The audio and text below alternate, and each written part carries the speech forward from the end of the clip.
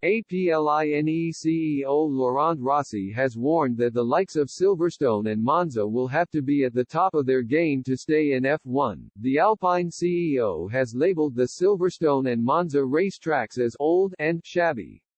Some new circuits are set to be introduced to the F1 calendar this season, and several new tracks made their debut on the circuit last year.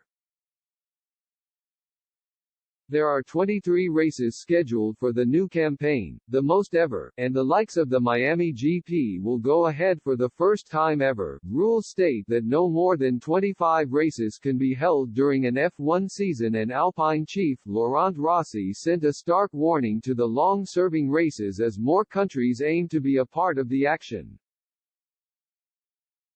I personally think it's setting the bar high, in terms of infrastructure, and it makes some venerable, amazing tracks look a bit old and shabby, he told GP fans, especially when you are in Abu Dhabi. It's all perfect, it's very nice, and they're making the right modifications on the track.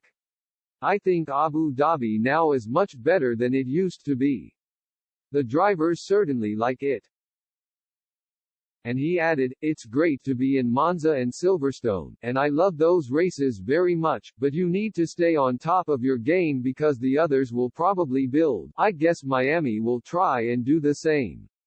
They've built something to make sure that if you fall asleep, they'll get the spot. After initially taking place at Brooklands from 1926, the British Grand Prix held its first race at Silverstone in 1950, while the Monza circuit staged its debut F1 race in 1922.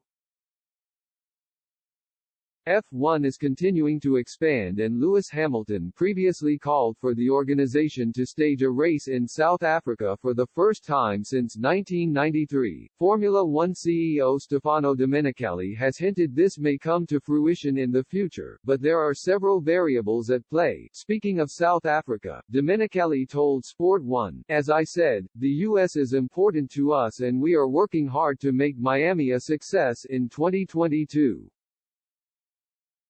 The other region that we shouldn't underestimate is the Far East, especially with Guan Yu Zhou, who now drives for Alfa Romeo. Interest from China is growing, which is why the region will also move into our focus. A comeback in Africa, whether in the north or south, would be great. How quickly this works will also depend on the situation around COVID. We must not continue to underestimate the corona pandemic."